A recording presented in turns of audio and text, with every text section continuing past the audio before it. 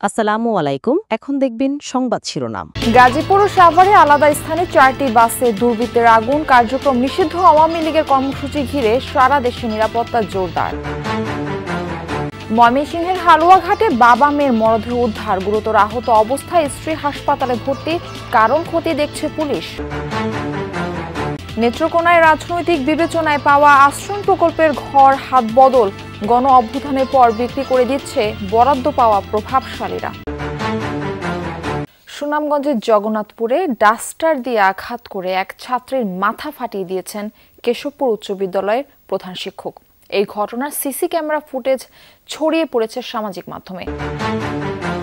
এতক্ষণ শুনছিলেন সংবাদ শিরোনাম, এখন দেখবেন বিস্তারিত। গাজীপুরের পর সাভারেও এবার আগুন দিয়েছে দুর্বৃত্তরা। এর মধ্যে গাজীপুরে আগুন দেওয়া হয়েছে 3টি বাসে, তবে কেউ হতাহত হয়নি। পুলিশ ও ফায়ার সার্ভিস জানায়, গাজীপুরের ভোগড়া বাইপাস এলাকায় ভোর 4:30টার দিকে পার্ক করে রাখা ভিআইপি পরিবহনের একটি বাসে আগুন দেয় দুর্বৃত্তরা। খবর পেয়ে ফায়ার সার্ভিস আগুন নিয়ন্ত্রণে আনে। শ্রীপুরের বেড়াইদের চালা এলাকায় ভোর 5টার দিকে আরও একটা বাসে অগ্নিসংযোগ করে দুর্বৃত্তরা। আধা ঘন্টার চেষ্টায় আগুন নেভায় ফায়ার সার্ভিস। মঙ্গলবার রাত 10টা নাগাদ কালিয়াকৈর নবীনগর সড়কের চক্রাকার এলাকায় রাস্তার পাশে পার্ক করা একটি মিনি বাসে আগুন দেওয়া হয়। পুলিশ জানিয়েছে, নাশকতাকারীদের শনাক্ত করে আইনের আওতায় আনার কাজ চলছে।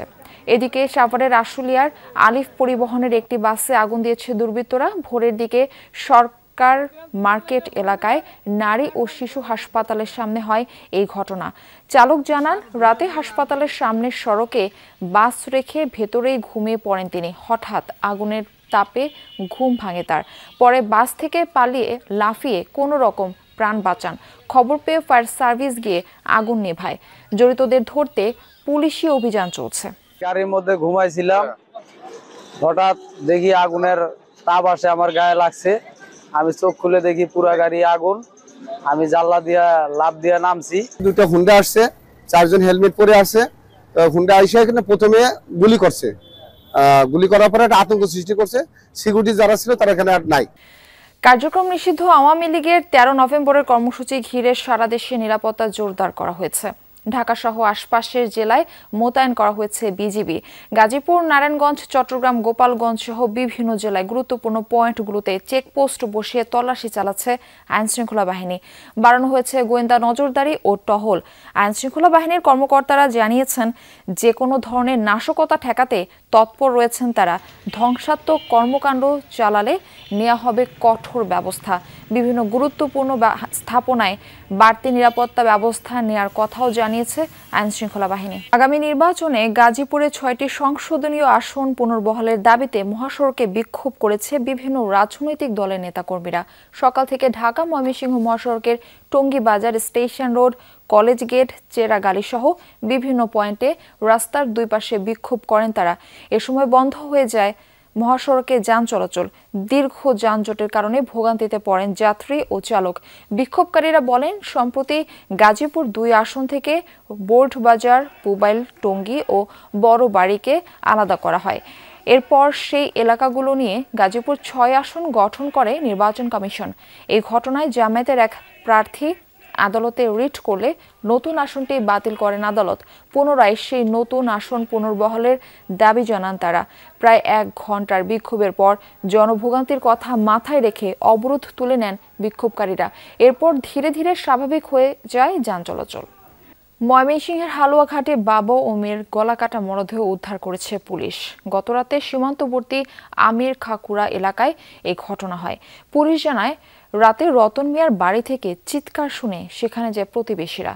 এ সময় সেখানে রতন ও তার 7 বছরের মেয়ে নুরিয়া আক্তারের গলাকাটা মরদেহ দেখতে পায় তারা। গুরুতর আহত অবস্থায় উদ্ধার করা হয় রতনের স্ত্রী জুলেখা আক্তারকে। পরে তাকে ময়মনসিংহ মেডিকেল কলেজ হাসপাতালে ভর্তি করা হয়। ঘটনাস্থল থেকে মরদেহ দুটি উদ্ধার করে ময়নাতদন্তের জন্য মর্গে পাঠানো হয়েছে। দুজনের গলা কাটা ছিল এবং সেখান থেকে আমরা ঘটনাস্থল থেকে একটি ছুরি উদ্ধার করেছি, যে হত্যাকাণ্ডে ব্যবহৃত। সম্ভবত পারিবারিক বিরোধের কারণে ঘটনা ঘটে থাকতে পারে বলে আমাদের ধারণা, এবং আমরা আনুষঙ্গিক বিষয়গুলো আমলে নিয়ে তদন্ত করছি। নেত্রকোনায় পতিত সরকারের দেওয়া জমি সহ আশ্রম প্রকল্পের ঘর বিক্রি করে দেওয়া হচ্ছে। স্থানীয়রা বলছেন, এসব ঘরের বরাদ্দ রাজনৈতিক বিবেচনায় হওয়ায় ঘর পেয়েছেন প্রভাবশালীরা, তাই তারা ঘরে উঠছেন না। উদ্বোধনের পর থেকেই খালি পড়ে আছে শতকরা 60 থেকে 70 ভাগ ঘর। কোনো কোনো স্থানে বিক্রি করে দেওয়া হচ্ছে বরাদ্দ পাওয়া ঘর। পড়ে থাকা এসব ঘরের বরাদ্দ চান প্রকৃত ভূমিহীন মানুষ। বিষয়টির খোঁজ নিয়ে নতুন করে তালিকা প্রস্তুত করে উপকারভোগীদের মাঝে বিতরণ করার আশ্বাস দিয়েছেন জেলা প্রশাসক। যে ঘরটি হওয়ার কথা ছিল অসহায়দের আশ্রয়, সেখানে জায়গা করে নিয়েছে ক্ষমতার দাপট আর টাকার প্রভাব। যাদের জমি আছে, ঘর নেই, এমন মানুষের জন্য আশ্রয়ন প্রকল্পের উদ্যোগ নেয় পতিত আওয়ামী লীগ সরকার। প্রকল্পের আওতায় নেত্রকোনার খালিয়াঝুরির হেমনগর কান্দায় 2022 সালে নির্মাণ করা হয় 350টি ঘর। 2023-এ হস্তান্তর করা হলেও মাত্র 95টি বাদে বাকি সব ঘর এখন তালাবদ্ধ।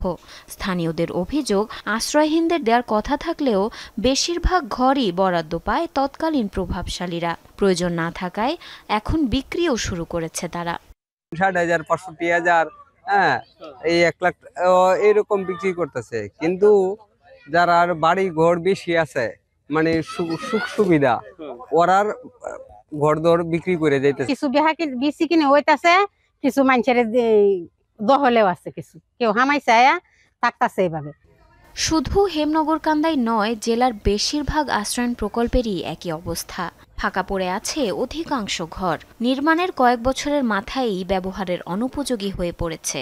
ঘর নির্মাণে নিম্নমানের উপকরণ ব্যবহারের অভিযোগও করছেন বসবাসকারীরা। অনেক ঘর আছে বৃষ্টি পরে, জানালা খুলে জায়গা, দরজা খুলে জায়গা, এটা মেরামত করছে না। তো আর নড়ার লাগে ঘুমাইতে পারি না, বয়ে উঠতে ওরে ঘুমাতে কেলা ফায়া। এভাবে ঘর দিল আর একটা ভালো নাই, এই সাইডও ভালো নাই, এই সাইডও ভালো নাই। চাইরানা মানুষ এখানে এরকম আছে যাদের বাড়ি ঘর আছে, গরু বাছুর ক্ষেত করি, 500 মন 100 মন ধানও আছে তাদের বাড়ি ঘরে, কিন্তু তারা ওই রুম পাইছে। কিন্তু পায়ে আমরা মতন গরিব, আমরা তো স্যার যখন আমরা টোকেন পাইছি তখনই আমরা আয় পড়ছি, উনার পর্যন্ত এখনো আসেই না। স্থানীয়দের দাবি, নতুন তালিকা বানিয়ে প্রকৃত উপকারভোগীদের দেয়া হোক এসব ঘর। একটা স্কুলও পাইলাম না, ঘরের মতো পাইলাম না, জায়গা মতো খামারের কোনো ভাব নাই স্যার। মূল সমস্যা হয়েছে গিয়া যারা বাড়ি ঘর আছে এই হারারই তো ঘর দিছে বেশি, যে কারণে তাহা না।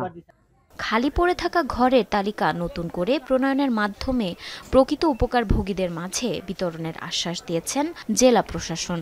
সুনামগঞ্জের জগন্নাথপুরে ডাস্টার দিয়ে আঘাত করে এক ছাত্রের মাথা ফাটিয়ে দিয়েছেন কেশবপুর উচ্চ বিদ্যালয়ের প্রধান শিক্ষক। এই ঘটনার সিসি ক্যামেরা ফুটেজ ছড়িয়ে পড়েছে সামাজিক মাধ্যমে। রোববার দুপুরে কেশবপুর উচ্চ বিদ্যালয়ে এই ঘটনা ঘটে। স্থানীয়রা জানায়, বিদ্যালয়ের প্রধান শিক্ষক ফররুক আহমেদ ক্লাসে পড়ানোর সময় 7ম শ্রেণীর ছাত্রী সাইদাকে ডাস্টার দিয়ে পিটিয়ে রক্তাক্ত করেন। এ সময় সহপাঠীরা টিস্যু দিয়ে তার রক্ত মুছে দেওয়ার চেষ্টা করে। পরে খবর পেয়ে সাইদার পরিবার তাকে জগন্নাথপুর উপজেলা স্বাস্থ্য কমপ্লেক্সে নিয়ে যায়। ঘটনার সুষ্ঠু তদন্ত ও বিচার দাবি করছেন পরিবারের সদস্যরা।